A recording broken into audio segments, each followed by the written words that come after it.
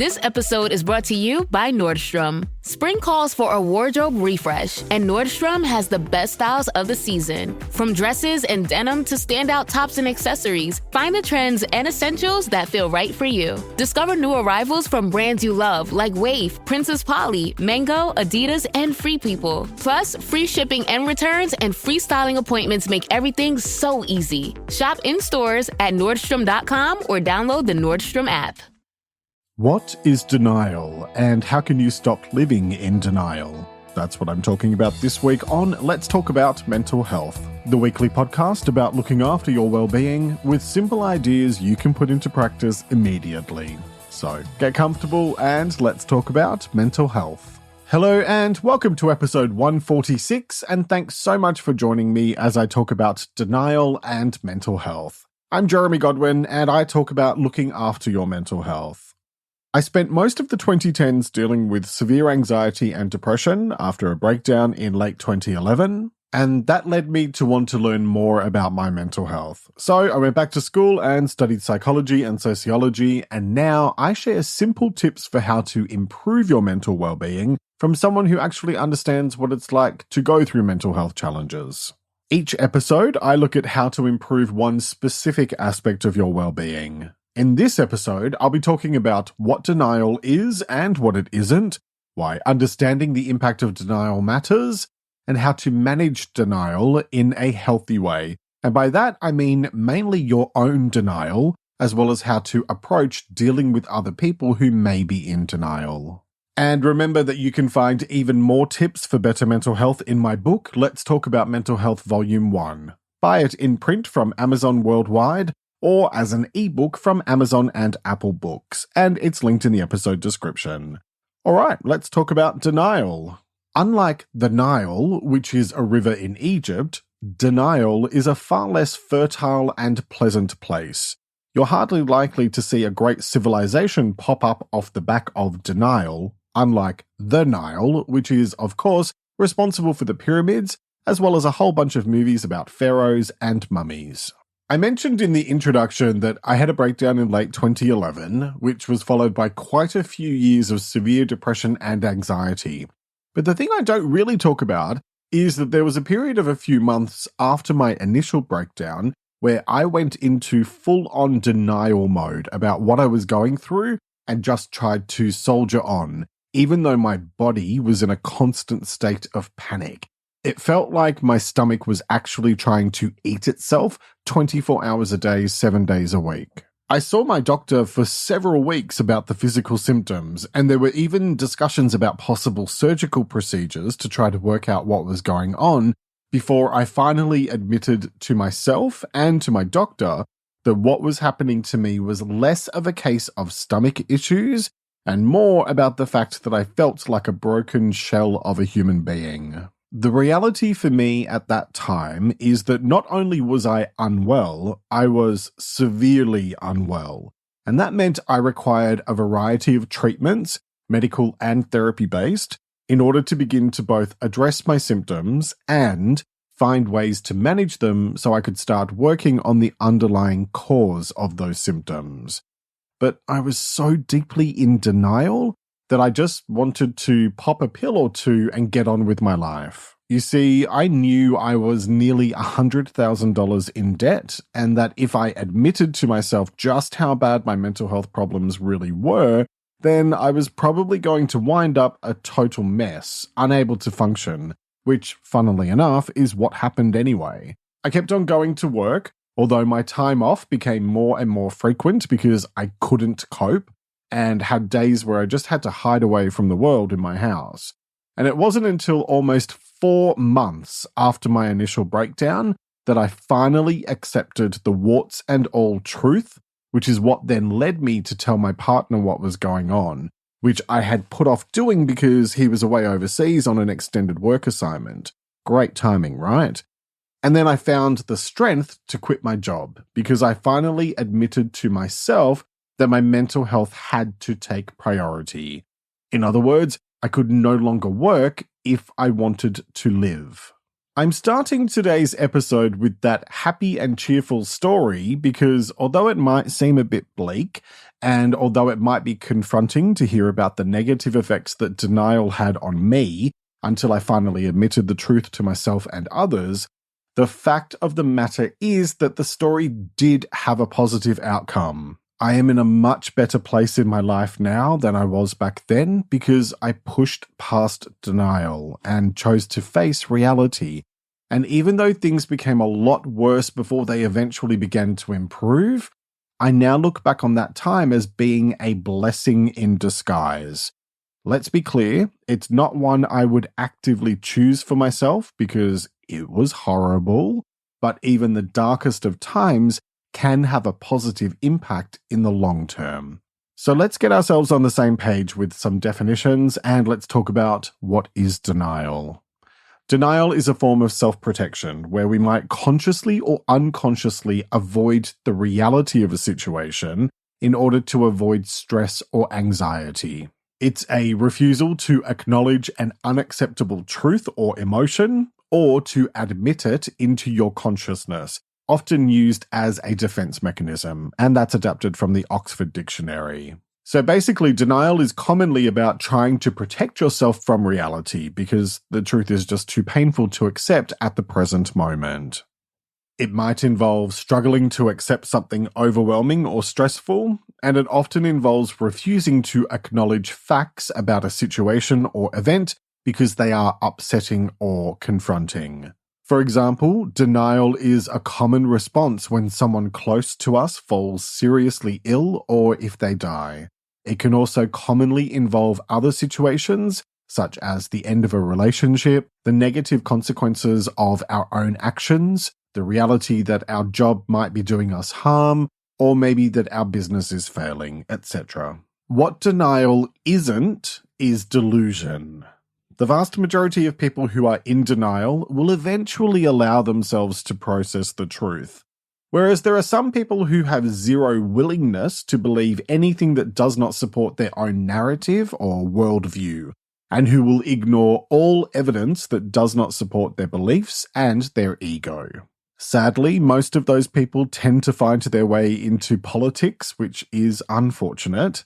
We have a situation going on here in Australia at the moment where it's been made public that our ex-Prime Minister secretly granted himself a bunch of additional responsibilities during the pandemic without making that public or even informing some of his own people who were affected.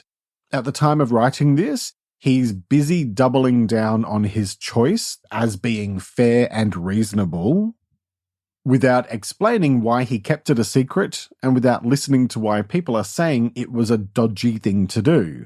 We have a system of government here where no single person can hold that level of power. So my point here is that his behavior goes beyond pure and simple denial and straight into an unhealthy level of delusion, because he seems to forget that all public servants in this country, politicians included, answer to the people, not their own egos. Let's maybe try for a less politically charged example of denial, and let's talk about Madonna. Let me preface this entire conversation by saying this has nothing to do with Madonna's age, given that she just recently turned 64. I was a huge Madonna fan for many, many years, and not only was she a trailblazer in the 80s and 90s, but she also played a massive role in redefining careers for women over 40 in the entertainment industry during the 2000s. Anyway, the point is that Madonna likes to say that people don't like her because of her age and because of the fact that she lives the way she wants to. And I can't speak for every ex-Madonna fan, but for me, it's because A, her music has been getting worse and worse, and B, she comes across as mean and nasty. Two types of energy I want absolutely nothing to do with. How does any of this relate to denial? Here's how. When you ignore the bigger picture, and when you deny reality, you set yourself up for difficulties. And let's be honest, you also embrace a whole bunch of delusion. Create the kind of art you want or make the life choices that feel right to you, but don't then try to say that people are against you because what you're doing scares them or is confronting. No, Madonna, it's because you come across as a bit of an asshole and you haven't put out a decent album since Confessions on a Dance Floor in 2005. That's why. Now, it's possible I might feel fairly strongly about this particular example. I mean, I used to be a huge fan, so I'm still pretty disappointed, to be fair. So let's move on from that rant and talk about why understanding the impact of denial matters. And it matters because the truth matters, since it's healthier to make choices based on a foundation of reality rather than denial and delusion. Just saying that the sky is yellow doesn't make it yellow. Just like twisting facts or using false or doctored evidence to support fake facts doesn't magically make them true. For example, if you have a substance use issue but you say you don't, that doesn't change the reality that you have an issue, does it? It's just about whether or not you're ready to admit that you have an issue. Before I quit drinking, I used to think my alcohol intake was fine. And I justify it to myself by saying that I only drank a couple of times a week. But those drinking sessions involved way more than just a few glasses and usually ended up with me passing out or making an absolute idiot of myself before then passing out. Here's the thing. Denying your difficulties doesn't make them go away, and it can even potentially make them worse. I understand that confronting the truth can be overwhelming, and I'll actually be talking about dealing with overwhelm in general in next week's episode. But the fact remains that the longer you delay dealing with the truth, the more harm you may potentially do to yourself and to others. If your relationship isn't healthy, denying that fact might prolong the issues, rather than allowing you to acknowledge that something needs to change and then taking those first steps to make that happen. If you're dealing with an illness or a physical issue, pretending it isn't happening is going to increase the likelihood that whatever it is might get worse. If you're dealing with mental health issues, ignoring them or denying that you have a problem could lead to greater stress, anxiety, or depression, and that may make it harder to get your well-being back on track. If you're having issues at work, pretending everything is fine isn't actually going to make everything fine. It's just going to sweep everything under the rug, and your problems will continue to pile up until eventually you won't be able to ignore them anymore because they'll probably explode and things will be worse than if you just dealt with them now. Here's my main point in all of this. The truth might hurt, but it's better in the long term to confront reality than run from it, because it will catch up with you eventually anyway. The truth doesn't stop being the truth just because you deny it or don't believe in it. So how do you do all of that? Well, let's get into the how-to part of today's episode, and let's talk about how to manage denial in a healthy way. Okay, let's begin with know the signs. And to explain this one, I'm going to quote a few lines from an excellent article by Talkspace. The quote is, "Some telltale signs of denial that you can observe include minimizing. You may acknowledge that there's an issue, but insist it's not a big problem. This is a common behavior in people struggling with addiction. Rationalizing, which involves making excuses for a particular person or behavior. Self-deception, which is simply lying to oneself about the nature or degree of a situation.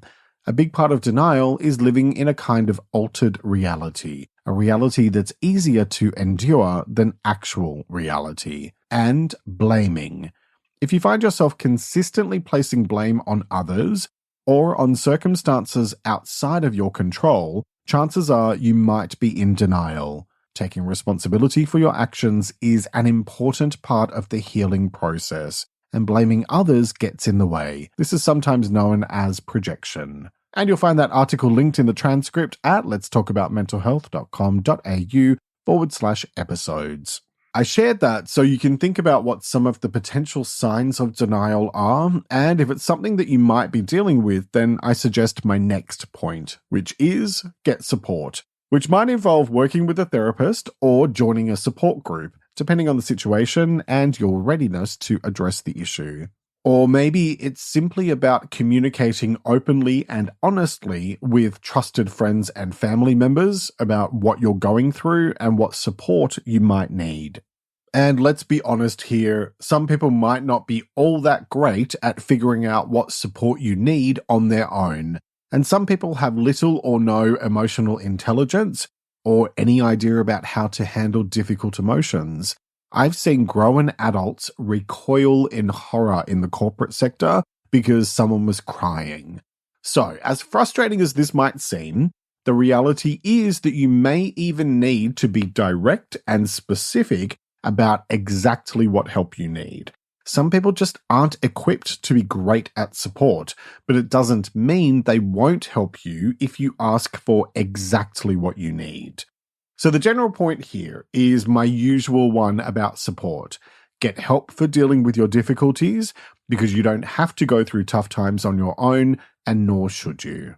Okay, next, give yourself time. And by this, I don't mean give yourself so long that you never do anything about whatever it is you're in denial over, but instead, this is about being kind and understanding toward yourself when you realize that you might be denying the truth about something or holding back from accepting reality for what it is. Some things take time to process, like grief and heartbreak, which I covered in episode 26 and episode 121 respectively, so treat yourself with kindness. And that leads into my next point, which is know the difference between short-term and long-term denial. And this is very much about self-awareness, which I covered in episode 62, and it's also the first chapter of my book, Let's Talk About Mental Health, Volume 1, which is linked in the episode description. Look, sometimes short-term denial is necessary because it's a kind of immediate reactive response when we need time to process information about some type of difficulty or challenge, and it helps to prevent us from becoming overwhelmed by grief or fear in the moment. Basically, it's a survival mechanism because it helps us to keep on putting one foot in front of the other. But where it becomes potentially unhealthy and even dangerous is when you continue staying in a state of denial for a long period of time and don't allow yourself to begin processing the truth. The truth might hurt, but that doesn't stop it from being true. And I covered truth back in episode 72. The longer you stay in denial, the longer you delay your healing. Okay, next, communicate. Now, I talked earlier about communicating what you need as part of the get support point, and I want to take that a step further by encouraging you to communicate often and openly with the people you care about to help them know and understand what you're dealing with and where you're at. And the reason I say that is because nobody can read your mind. So the people in your life will really only be able to base their perspectives of you on two things: their observations and what you tell them. When you choose to explain what is really going on and talk openly about why things are the way they are, or how you're coping with your process of managing whatever the situation is, not only do you build better relationships with people, but you also minimize assumptions they might make, because we all jump to our own conclusions based on our observations. I covered communication back in episode 134, and it plays a fundamental role in any healthy relationship, so have a listen to that one if you haven't already. And also, let me say here that this isn't just about communication at home. If you're going through something, talk with your boss and let them know what support you need. It's better than leaving them to guess what's going on, especially since that can lead to a lot of other problems at work. Honesty really is the best policy. And speaking of honesty, my next tip is journaling, which is about being honest with yourself. When you bottle up your feelings or suppress them, they don't actually go anywhere. They're still inside, bubbling away underneath the surface. Instead of letting all that stuff stay inside, where it will likely build and build and build until you eventually explode or become overwhelmed, or both, write it out to get it out. It can be a good way to begin getting in touch with what you really feel, and it can be especially helpful to allow you to see patterns. And if you're working with a counselor or therapist, you can discuss those patterns with them to begin working through them. And that leads into my next point, which is focus on developing healthy coping skills. Because it's the choices you make that shape what happens next. Whether you make healthy choices or unhealthy choices, what you choose determines what you get. I've covered quite a few topics in past episodes which you might find helpful.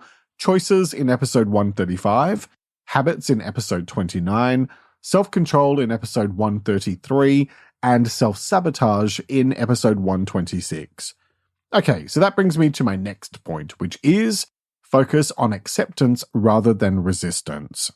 Because what you resist persists. Yes, I've used that one in past episodes. I really do have a lot of catchphrases, don't I? Just because you refuse to accept something that doesn't change the reality of it. All that does is delay the inevitable path towards making your peace with things. And I'm a firm believer in making your peace with stuff, especially if it's out of your control. You'll also find it helpful to focus on what you do want out of life instead of what you don't, because that mindset can lead you towards solutions rather than problems. I covered mindset in episode 31, acceptance in episode 36, resistance in episode 65, and control back in episode 48. So one or all of those will be helpful to check out depending on your situation. Okay, next, if you're ready, identify the root cause and work on that. And I say if you're ready because I'm well aware that you might need to do a fair bit of work to move from denial to acceptance before you're ready and willing to start poking around in the dark corners of your mind to work on traumatic stuff. But I'm also not going to sit here and pretend that it isn't the healthy thing to do because it is. It's also a lot of hard work, and really I'm going to have to sound like a broken record here and highly recommend that you do this kind of work with a professional, like a qualified counselor or therapist, so that you don't wind up making things worse for yourself. But when you are ready to do the work, you'll find that it helps you to look at the bigger picture and to move forward. And I've covered some related episodes in the past: fear in episode 10, shame in episode 71, triggers in episode 91, and trauma in episode 118. Okay, now I want to give a few general tips if you're supporting someone else who may be in denial about their situation. Starting with no judgment, because you can never fully know what someone's going through or how they ended up in the position they're in. Be understanding, and that means to understand that their journey will take as long as it takes, and you cannot force them to do something they don't want to do. Be supportive, because being there for someone is priceless, and even if they don't fully appreciate it at the moment, I can guarantee you that at some point in the future, they definitely will. Listen, and that means to really listen and hear what the person is saying without judgment or prejudice. Give them time. Understand that it may take them time to see what you see. Don't enforce your choices, because we each have our own unique way of processing the world around us and within us. So your approach or life choices may not be the same as theirs. Be there for them, which might be as simple as dropping off some supplies to them, or maybe offering to go with them to talk to a professional if and when they're ready.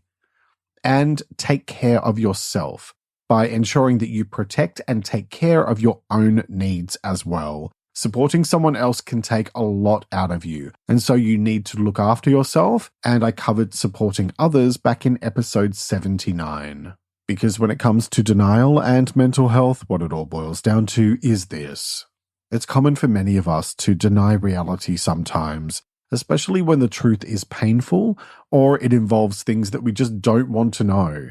But that doesn't change the fact that reality is reality. You can deny it all you like, but all you're doing is harming yourself and possibly others as well.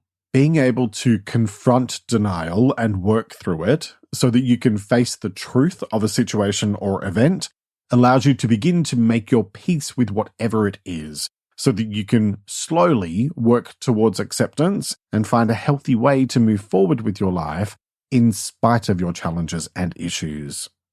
Yes, the truth hurts sometimes, but choosing to accept the truth is the first step in healing.